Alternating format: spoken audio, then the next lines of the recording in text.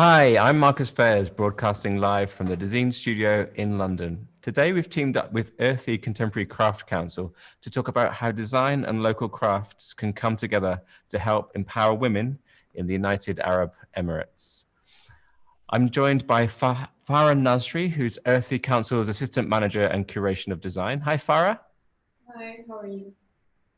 I'm good. And I'm also joined by three creatives, three designers and architects who last year collaborated with local craftswomen to create a collection of objects for the Irthi Council.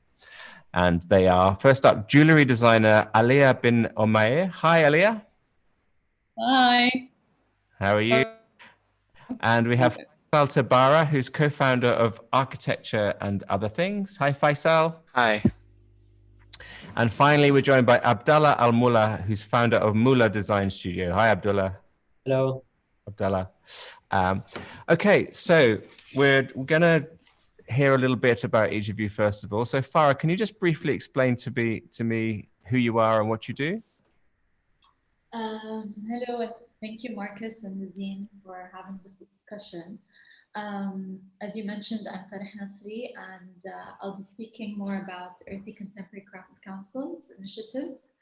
During today's discussion, I'm the Assistant Manager for Curation and Design at the Council and the head and focal point for Sharjah UNESCO Creative City of Crafts and Folk Arts for the craft of Tagli. And so you're based in Sharjah. And tell me a little bit about what does the Irthi Council do? Irthi is also based in Sharjah in the UAE, and it's been set up to support and preserve the culture and the crafts of the Minnesota region.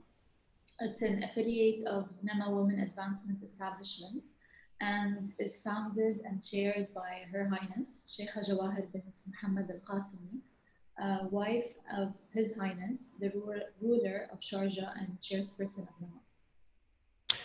Great, and we'll hear a bit more about you and Irthi Council in a minute. So Aliyah, tell us a little bit about yourself. I'm Aliyah bin Umair, a jewelry designer from Dubai. I started as a jewelry designer in the business in 2016. Fantastic. And Faisal, tell us a little bit. I'm one of the two co-founders. Unfortunately, my partner Nada can't be here. She's busy. She's otherwise busy for this. We're based in Sharjah, and most recently we've had an outpost in Aarhus, where I'll be here for some time. And we work across architecture and product design. And tell us where you're based. So typically we're usually based in Sharjah, but I'm here in Aarhus for some time. So we have now two kind of outposts. Yeah, cool. And finally, Abdallah. Hello, my name is Abdallah Mulla. I'm an architect and founder of Mulla Design Studio.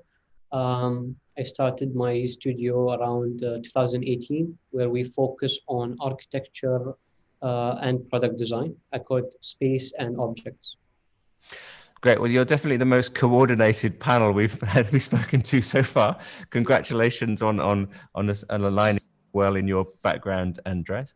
Farah, let's go to you first. You're going to give us a little presentation about the work of Irthi Contemporary Crafts Council in the region. Sure. I think we'll be able to share the presentation now. So, as I mentioned earlier, Irthi Contemporary Crafts Council engages with women artisans across the UAE and the Minnesota regions to empower them economically and socially through vocational training and upskilling programs.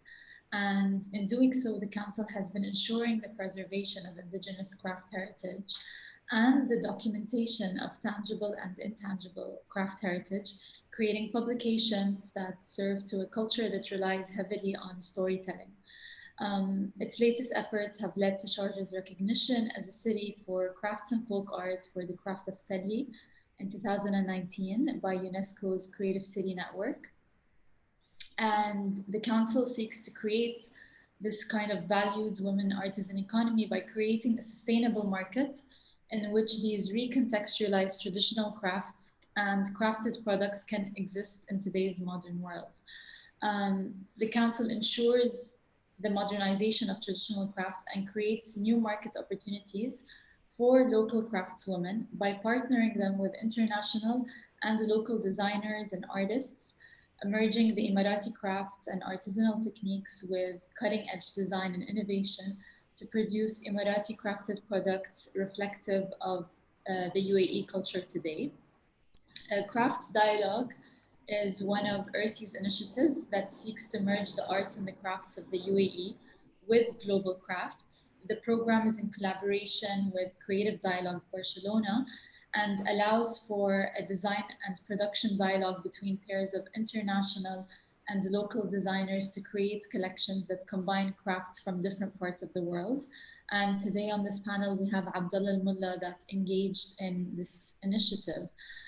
We had over 12 designers from over 2 countries, and we were able to exchange over 8 crafts and support over 30 artisans between the ages of 45 to 70.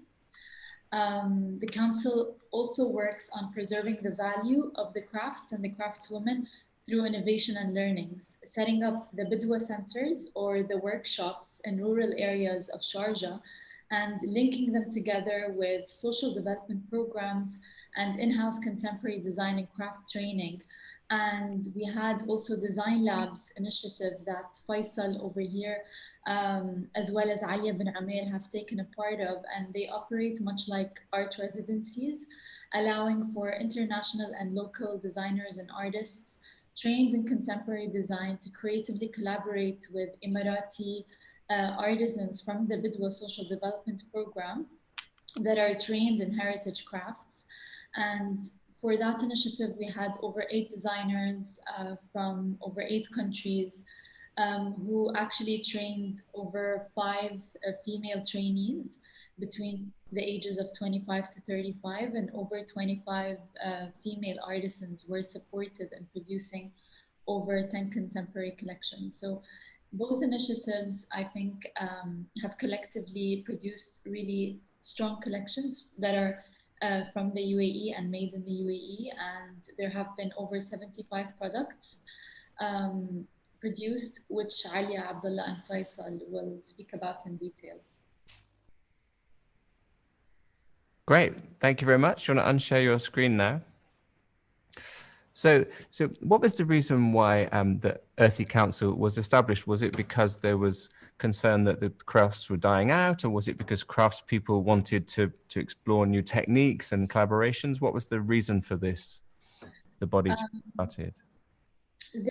There are a few reasons. So one of them is to be able to support the local craftswomen within the region or within the UAE, whether it's socially or economically, support them, but also preserve the craft and allow for its own sustainability, and to have to also link it up with the contemporary market and to allow for a space where it can grow side by side with today's modern world. So what happened is that there was like this kind of break between the way indigenous crafts and materials were treated in the UAE before the oil and then after the oil. So Irthi Contemporary Craft Council sort of tries to tango with both worlds and to keep those kind of crafts relevant, but most importantly,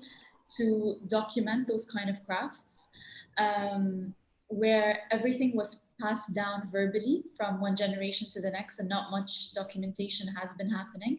So Irthi Contemporary Craft Council is seeking to create this kind of archive on indigenous crafts that are practiced within the UAE, and then grow its mission to actually encapsulate the whole Menassia region.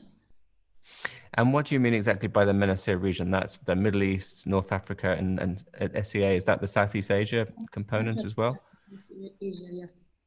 That's quite a diverse region. And how do you? Is there a kind of common story between craftswomen in those parts of the world? I think that there are a lot of similarity with the crafts, definitely, and the way that the crafts have been kind of transported.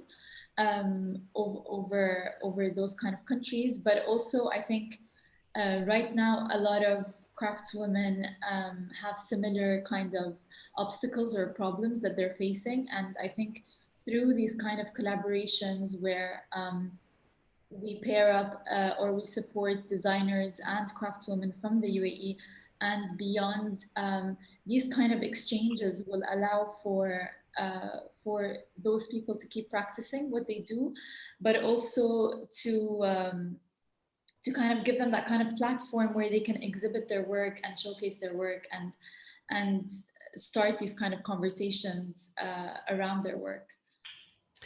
And in the UAE, what are the typical types of crafts that you're dealing with? Are there can you give us some examples of the type of processes, the type of materials you're working with? So when Irthi was first established, it started off by exercising the craft named Telli, which is a hand braided technique that the artisans create, and it's typically made from cotton thread and metallic thread. And in the past, it was actually real gold and real silver threads.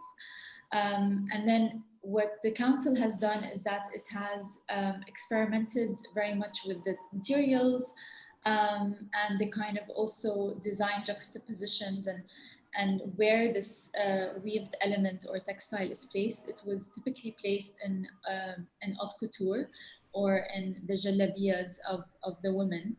And it was always a craft that is practiced by women in the women's homes when their husbands or their families would be at sea or pearl diving, and they would exchange such crafts with their neighbors, and they would then, get some kind of income from it. So it's always been a way to for the woman to be able to stand on her own feet. She would be practicing this craft.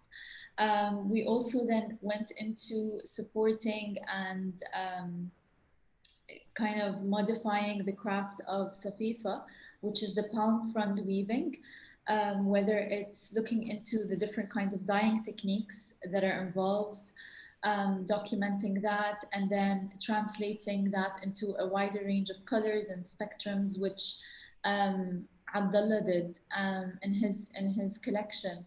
And we had other collections where we started to actually integrate different kinds of materials within that. So we had like the camel leather integrated. We had new weaves integrated, or new kind of steps added to that craft. As in, when we look into Aliyah bin Amir's project and the way the weaving became only the first segment of that collection, and then it became gold casted and translated into jewelry. Traditionally, it was used as a craft that is in homes and used to maybe store food or store hot food.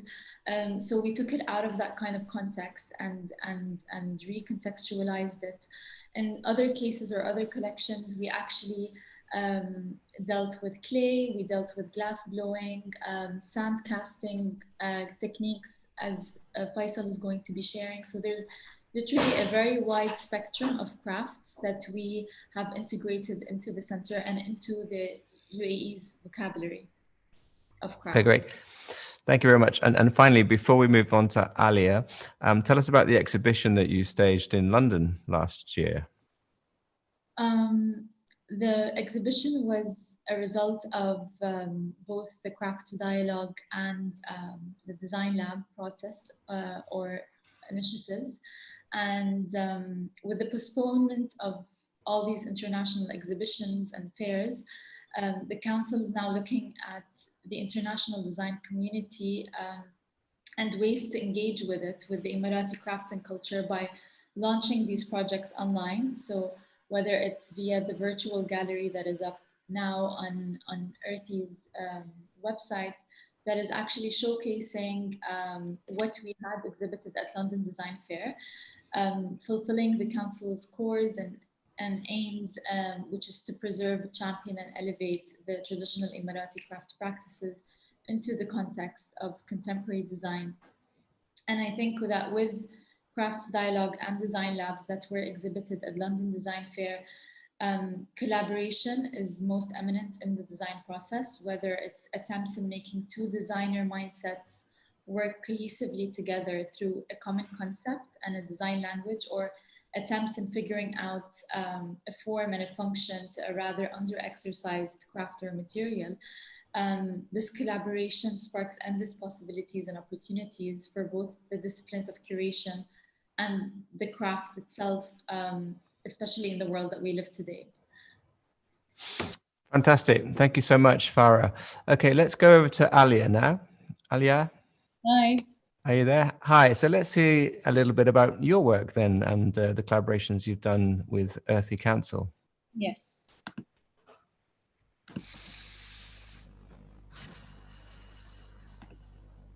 So, as Farah mentioned, that I was invited to be part of the jewelry design lab program. And I'll just briefly talk about my work here. My work is very experimental, and I like to explore materials and different textures from the UAE. And basically, this is what my work is. Here in the first picture, I have the Tears collection, which is casted from the frankincense material. Then I have leaf collection, which is the palm, also leaves. As a part of the design lab, I was very excited to experiment with Safifa, which is the palm front weaving. We worked together with the artisans, I think around 10 artisans. It was very exciting and challenging because we had to work with a very small scale elements or objects to execute this collection. So when I worked with them, we had, we worked together as in different patterns. We made a lot of different patterns and objects.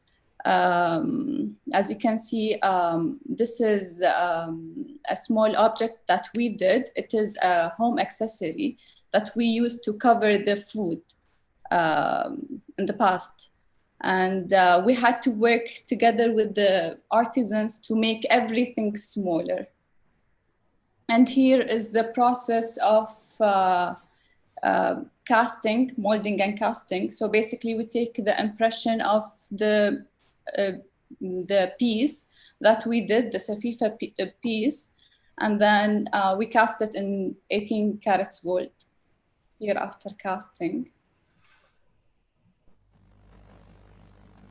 So this is a Dhuhuri bangle that we did. So I made 5 jewelry pieces, and we have here the hairpin, Yabba hairpin, Halima earrings, and then we have here Hanuna ring, and Ansawi perfume bottle.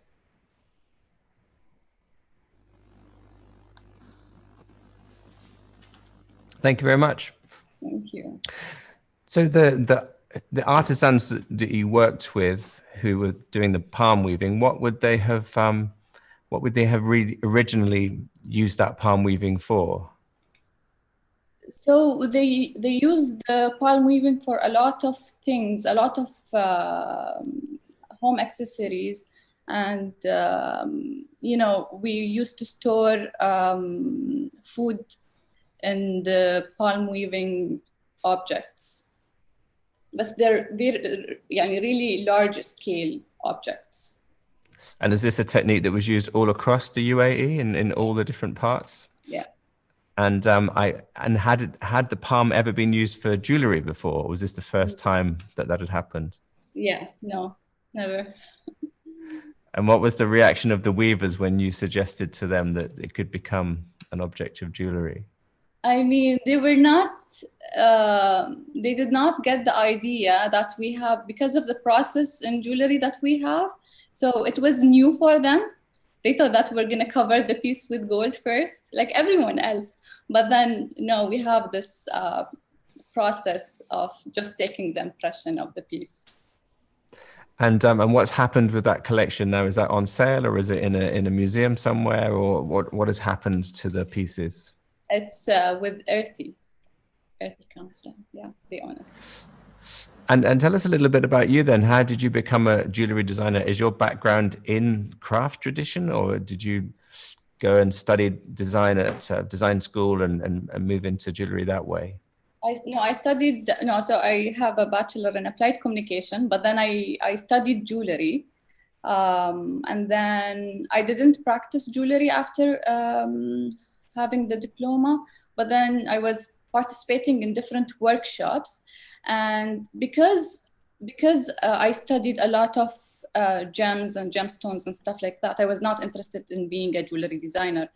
But then I was in this Azza Fahmi workshop where they showed me the different kind of jewelry that I did not know that existed, you know. So after that, I was interested more in jewelry. And what would you say is your opinion on the way that design and craft is developing in the UAE? I mean, we have a lot of jewelry designers, young jewelry designers, and it's been very helpful to work with a lot of organizations to support us, you know. And is it a growing area, do you think? Is there increasing interest in design and craft? Yeah. And what about your relationship with Irthi? How did that come about? How did the collaboration start? Was it your idea to work with the palm weavers, or did Irthi suggest that to you? No, Farah reached out, and they gave me two options to work with, and I was like, Safifa I feel like is gonna work with jewelry more. Okay, thank you so much, Aliyah. Let's go to Faisal now. I'll just share my screen.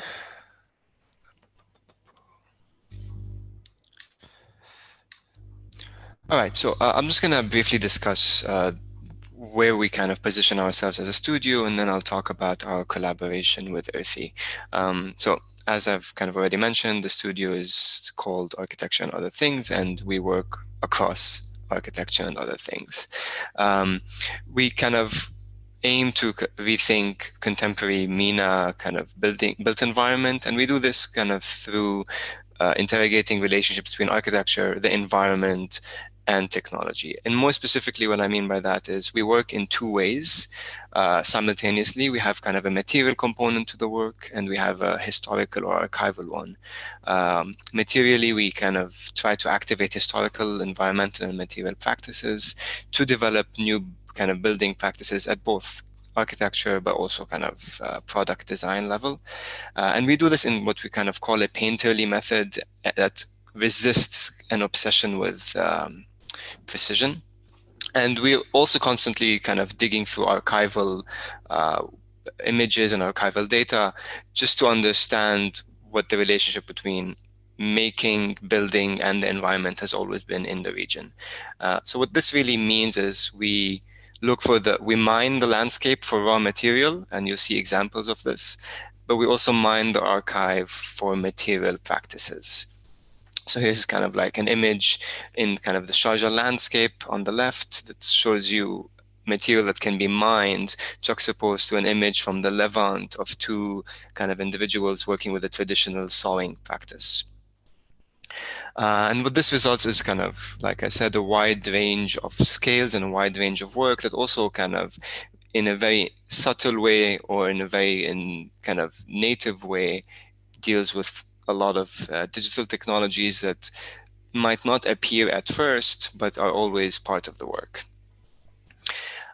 So when Irthi kind of came to us with this prompt, it was kind of an interesting prompt because the kind of keywords that came out were, would like you to investigate sand or earth, and would like you to investigate the weaving specifically with camel leather. So we've kind of some of the first images that kind of, or some of the first objects that we've received from Irthi. And what was interesting about that, from our point of view, is that for around like 5 or 6 years, we've been thinking about excavation and working through this idea of excavation or earthly looking things, except that they were 9 times out of 10 extremely synthetic. So here's kind of an excavated resin chair. So we kind of, as we always do, we've taken a lot of these road trips around the landscapes that we're in, and we immediately started to realize that we can translate some of our techniques that have been more or less synthetic into an earthen condition to respond to the earthy prompt. So here's kind of an image that is very close to the artisanal center that we worked at, that shows you kind of a fragment of an earthy wall juxtaposed against the rocks of the sort of the mountain range in which the center exists, which is also called, in Arabic, translates to rock. And so we kind of, some of the first things is trying to figure out the relationship between the rock or the earth that we're going to work with and the weaving that the artisan, the sort of the seasoned artisans were working with. But at the same time, we worked with the kind of aspiring artisans to develop a clay mixture and develop kind of a way of working, particularly because we had to kind of, it's almost kind of a material science exercise at the same time as being a design exercise, because the clay content that we were kind of excavating from the earth wasn't conducive to making sort of freestanding objects. So we had to do a lot of kind of pseudo-chemistry. And at the same time, with the aspiring artisans working as kind of discussed in this sort of artist residency type of environment, thinking about how we can combine these materials. So can it be an imprint? Can it be something that is embedded?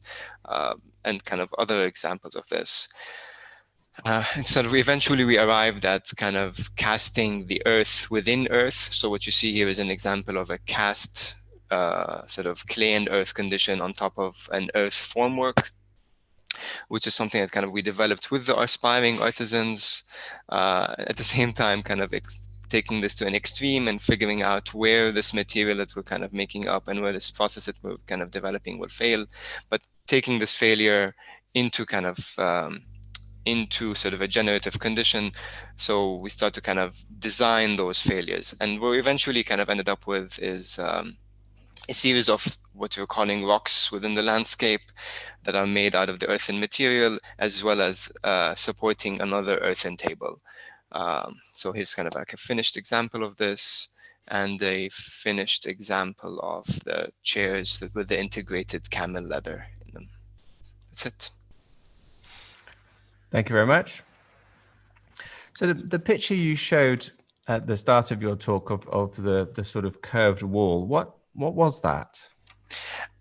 It's a fragment within an agricultural field, right? It's a fragment of a mud construction with stone, which is not very typical in kind of the imaginary of construction within the sort of the Gulf region. It's usually coil wall or palm frond walls. So we had found that there is this kind of unexplored heritage that can also be brought back. I mean, if this was an architectural project, the response would have been different, given that it's kind of a furniture design prompt, specifically that we're working with aspiring artisans and sort of seasoned artisans. We had to retranslate this into an object that we can handle, essentially. Mm-hmm. And the artisans that you worked with, they would normally be using their craft techniques to create what kind of objects? I mean, it's the same thing that Aliyah was talking about, right? They either kind of make baskets or they make food coverings, sometimes wall hangings. So that was kind of, I mean, there's also a tradition of kind of it becoming not necessarily a chair, but a covering for a chair, right? Some kind of softer condition between it and a chair, or it and kind of like a ground. So there's also that retranslation. Okay, so were you working with the same group of artisans that Aliyah was working with, or just people that did a similar thing in a different part? I don't know if they're the same exact ones. I'm going to suggest that they are. Farah can correct me if I'm wrong. And you showed some weaving that looked like palm weaving, and then you showed some camel leather weaving. So people traditionally used almost the same techniques for those two different materials? And I think, if I'm not mistaken, that the camel leather is something that even the seasoned artisans are exploring anew. It's not something that has been traditionally there. They're usually kind of much more adept with the palm frond weaving, which has its own kind of physics and friction. So there's also kind of a parallel learning. I'm learning about their craft, but they're constantly learning within their own craft. I mean, because the camel leather is much more pliable, it doesn't want to stay in form.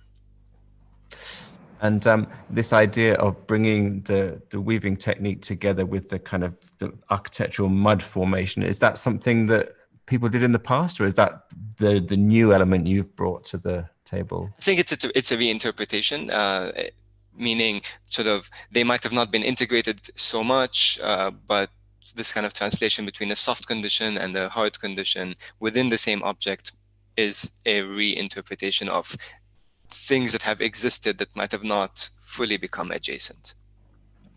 And like Aliyah, is your collection now with Irthi, or does it have Yes. something that you will exhibit or even sell? Or I mean, the collection is with Irthi, and they've kind of been, as Farah has noted, they had like a digital drive, so it actually also exists in a digital form, which is interesting to us because we do usually start digitally, but because of this kind of project, we never went digital, but then the object became digital. So that is kind of interesting, but it's also been, I guess, shown around the region, and yeah, I think they're for sale. And where was it exactly where you went to? Where was the picture taken? So it's within the mountain range is called the Hajar mountain range, which translates to rock mountain or rocks. And this is on the east coast of the UAE, and specifically in a town in Sharjah called Dibba. Okay. Thanks very much, Faisal. Okay, Abdallah, Hello. look at what you did with Irthi now.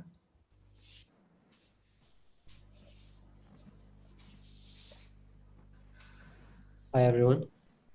Okay, first I'd like to talk a bit about myself and the studio. My background is architecture, but I also think of design as a design process where we apply into different disciplines. And this process starts with collecting a lot of attributes within a specific subject. And mainly we go specifically to attributes because first we need to know what are we designing, then goes to the process of designing a question around these attributes to know why are we designing this, and then it becomes about how are we designing it, and this is where we present our designs. I'll be showing two projects that I've worked on previously, and they kind of show two different spectrums. One is something that's more forward-thinking, technological, and futuristic, and one is more about landscapes and earth and this kind of attributes. So the first one was a collaboration with Audi, where they wanted to present their new electrical car.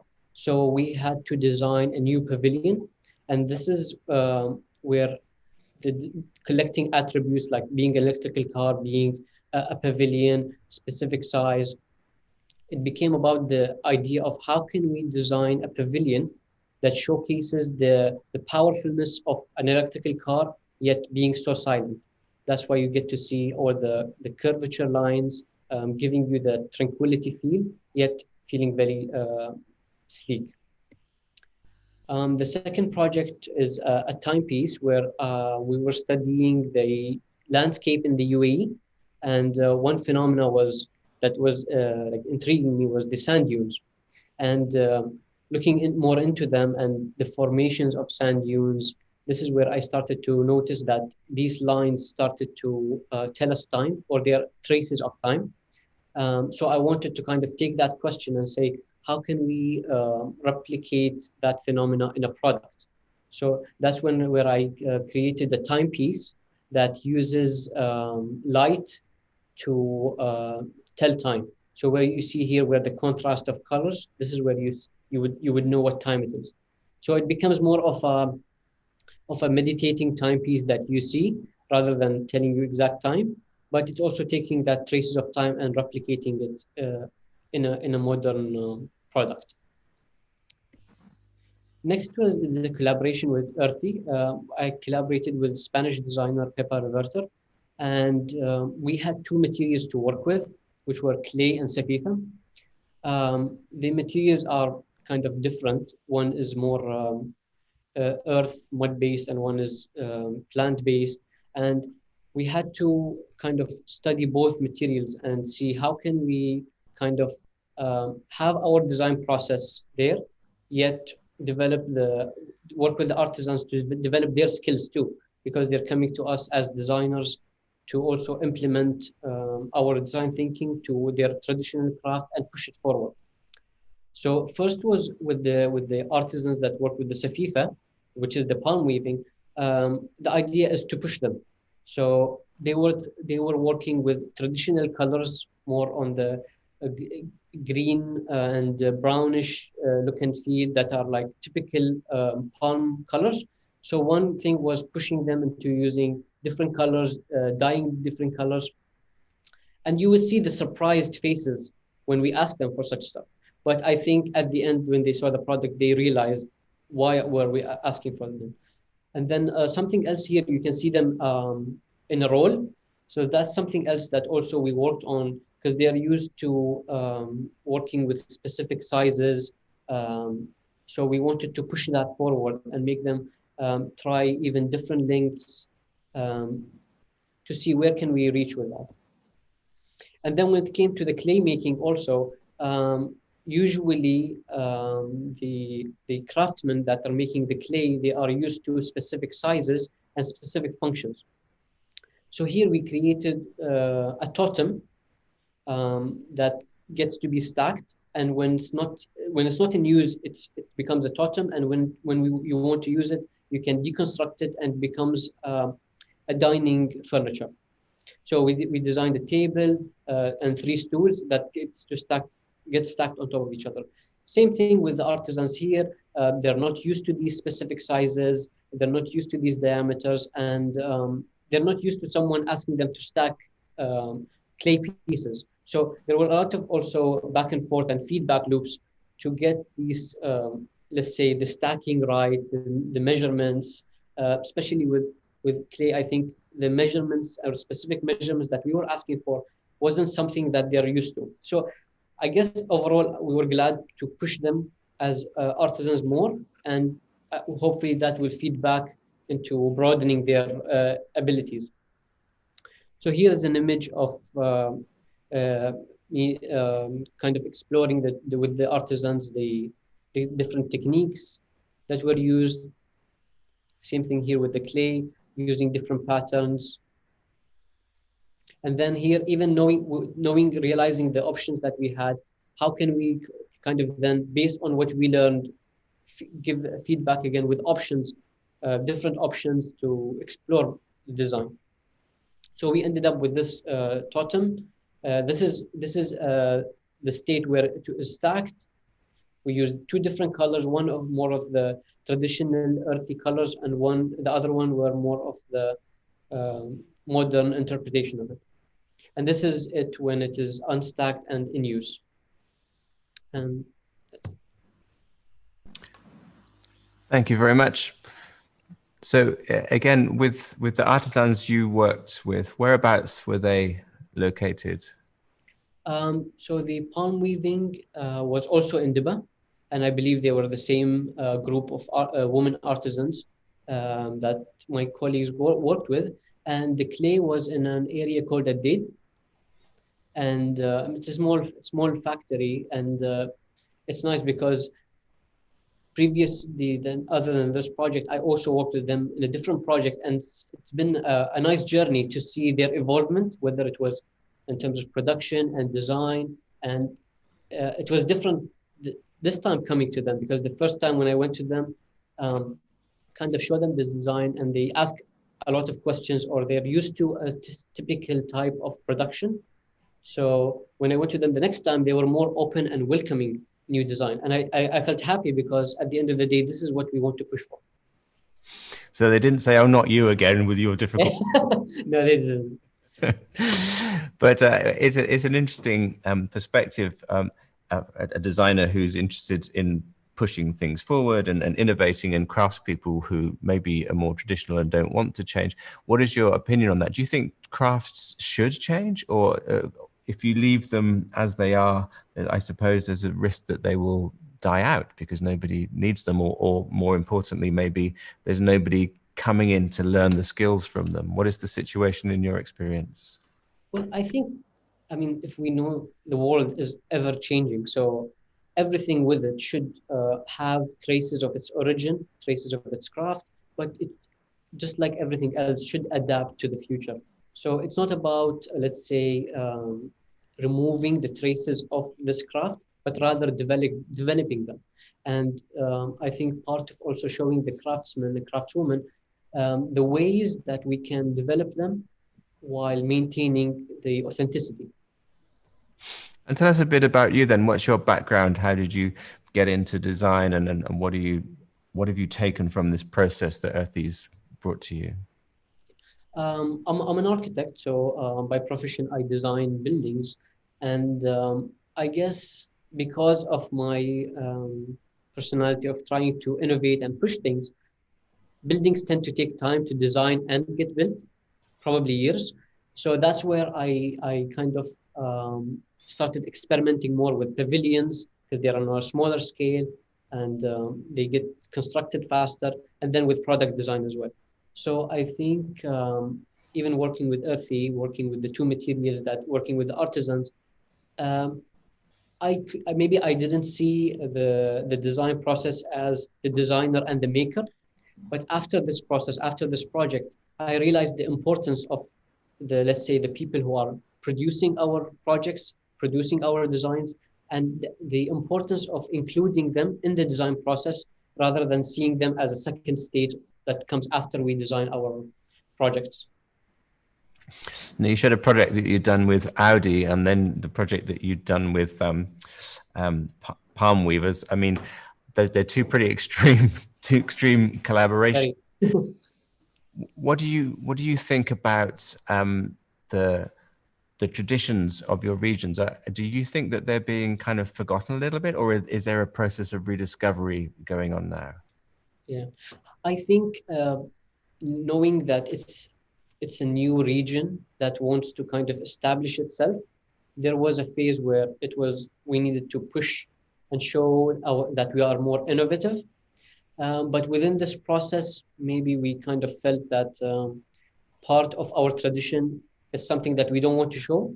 But then we realized today that the importance of showing these traditions and the importance of modernizing and the importance of being rooted to the crafts that you had, where you come from, the building techniques that you had, and your products. So it's something to be innovative and develop, but it's something else to stay with the cultural identity. I'd like to ask the same question to the other panelists, maybe starting with you, Farah. What do you think is the general opinion in the region of the crafts? Are people starting to rediscover their importance, or is there a sense in most people that, you know, that's from the past and we need to move forward and be modern? What do you think, Farah? In the UAE, we don't have craft integrated within the syllabus structure of universities and schools as of yet. And so a craft council such as Irthi or other institutions that are being set up in the region that are in support of crafts in the UAE, these are the only reference for students, designers, researchers to learn about the heritage crafts and access archives related to indigenous crafts and access people who are still practicing those crafts. The council is also working on various other research and documentation in partnership with local and international universities and institutions and even labs to be used as a reference point for contemporary design. So seeking to create, as I mentioned earlier, these kind of publications on the importance of crafts and documenting it, because unfortunately it hasn't been documented until today. And then taking it further with designers and exercising it so that it becomes relevant to today. And also exercising the crafts and the materials in a way where they become innovative, and a new form of craft is then developed. Like, for example, one of the council's most, I think, innovative research conducted this year is a biofiber palm textile research in collaboration with Dr. Sandra Pajsek, the Institute of Natural Fibers and Brunel University, intertwining craft, which started as the palm fronds or the natural fibers that we were just speaking about, with technology and with science to produce palm textiles.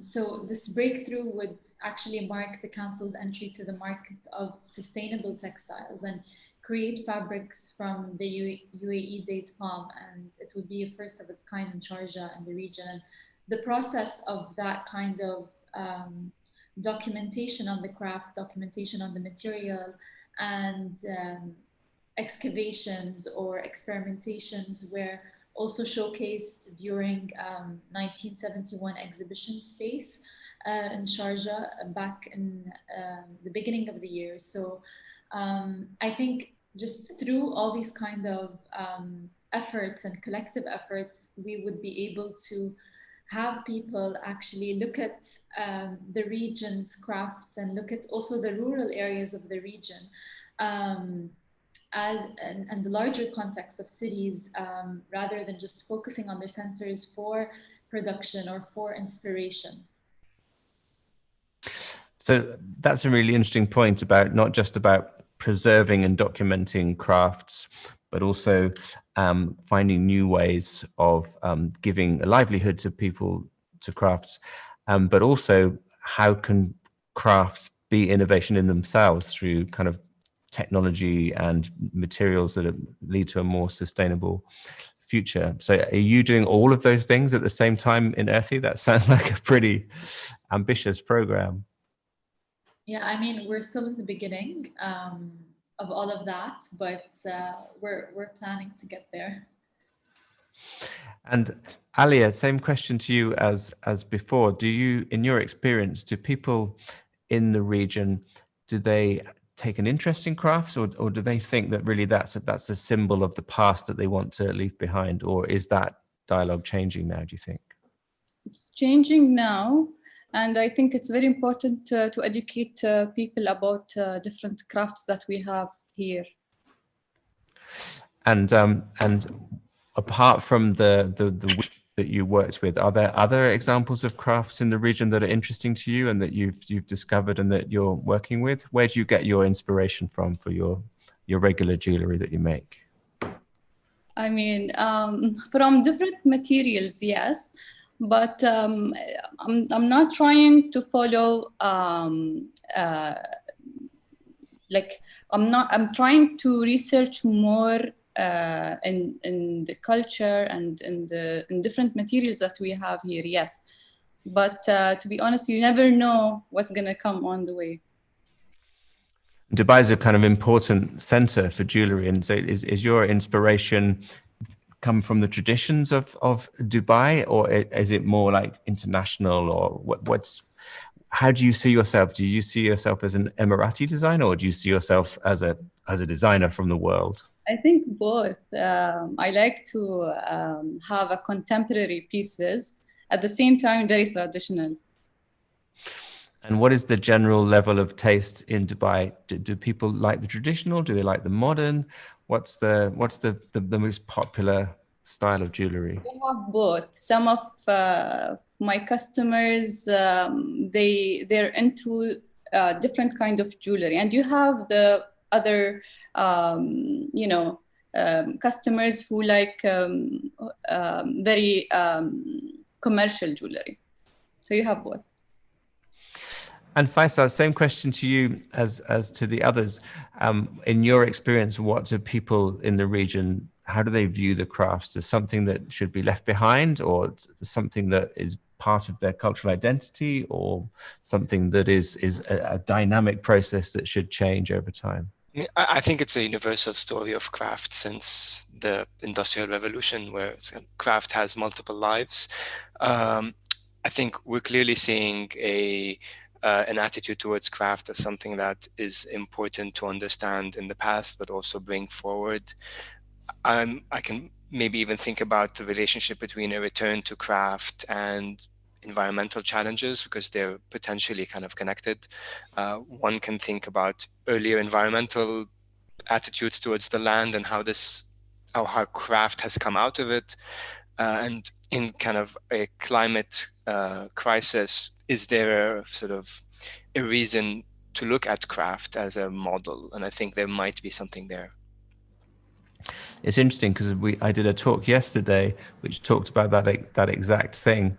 There was a speaker who was talking about how craft can actually help solve problems, and returning to traditions and materials from the past could be a way forward. And she particularly gave the example of how craftspeople tend to work in one material. And with one material, you can then easily reuse that material. Whereas if you're kind of sticking together all kinds of different materials, like in a shoe, for example, it becomes very, very hard to recycle that. And are those kind of issues becoming talked about in your region as much as they are in the UK? I think so. I think it's sort of it's a primary concern, and there's a lot of work being sort of done, in Sharjah, to address issues of climate and issues of waste. And we've also worked with the waste management company, BIA, kind of to understand how we might use some of their, essentially, the collected waste or the recycled waste. So it is, I think, something which is maybe a synthetic process, but it's similar attitudes towards a land-based practice. And Farah, obviously, everywhere in the world, we've been held back this year because of the pandemic. But what's next for you? What's next for Irthi? What are your next initiatives? What's your next challenge? What are the next artisans you're going to work with? Well, given the pandemic, what actually happened is that our artisans remain to practice their crafts, but they are practicing from homes. So all group efforts or large-scale productions have unfortunately stopped. But I think that there's a certain poetic circularity to Sharjah's approach towards crafts today, and supporting those craftswomen, because crafts such as Telli and Safifa originated in the Emirati homes centuries ago and are now returning to these homes due to COVID. But I think that the more we look into research this year, it will only really fortify the designs that would come out of different kinds of collaborations with Irthi for hopefully the next years. So if we're looking at the next crafts dialogue, or we're looking at the next design labs, we will not only have maybe like a research or a documentation on these crafts and the materials being used, but we might also have a whole kind of publication that is done prior to exercising it in design. So I think that there's sort of a positive way to also look at it. This kind of slowing down will really allow us to just delve deeper in those kind of crafts and the ways that we could actually integrate crafts with indigenous crafts with indigenous materials. And aside from the pandemic, which of course is everyone's struggling because of that, what is the feedback you've got from the artisans? What have they got out of these collaborations that you've initiated? Has it helped them economically? Has it helped their self-confidence? Has it helped the women in other ways, their social standing? What has been the impact of the program so far? I mean, definitely. We started off with the Bidwa Social Development Program, which started off with around 40 artisans that all the designers today have been involved with and have worked together with. And those artisans, they pursue different kinds of crafts, but because of those kind of collaborations that we have done, or these kind of initiatives that started, the number of artisans that we deal with is now much larger. So we've brought in another 10 artisans that are of a younger generation that are willing to learn new crafts and the traditional crafts. We have also expanded to home-based artisans. We have over 100 home-based artisans now within the UAE that practice those crafts and also reproduce the products that we see today as a result of the initiatives for different kind of client orders or bespoke orders that we may have. So we've been able, through these kind of collections that we've produced and through selling those, whether it's on our own virtual gallery or through Adorno's digital gallery, those kind of sales are actually supporting more and more women, whether they're linked with us directly and are working from the center or they're working from their home. And we hope as a council to be able to follow this kind of model, to branch out not only within the UAE, but into the rest of the Ministerial region, to be able to support more and more home-based artisans.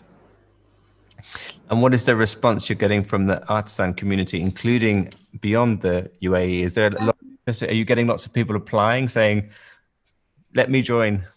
Yeah, I think one of the really interesting things that happened is we had the Lel collection that also produced a collection with us for the design labs, and they had supported throughout their career Afghani artisans, Afghani male artisans that work with stone and inlay and woodwork. And after their experience with Irthi, they actually went back to Pakistan and they started to employ Afghani women artisans as well, because they actually saw that the Emirati women were so passionate about what they do, and they're very much empowered and are not afraid of taking risks and working and all of that. And so now they have actually restructured their business model.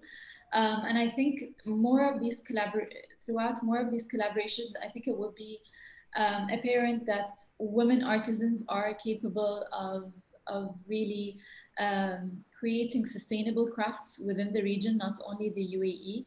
And when it comes to the Emirati artisans that Irthi deals with, I think in the beginning of all these collaborations, they weren't really understanding why they were doing what they were doing. Like, why is it important for us to bring camel leather in and integrate it with sand and, create chairs? Or why is it important for us to redo a certain kind of triangular form that Aliyah did, but like much smaller? Like, why are you kind of breaking our heads over this? But I think after they saw the kind of, I think, respect that their products and their crafts have gained, and not only within the UAE, but internationally, they're much more motivated even than before to pursue these crafts and to push more.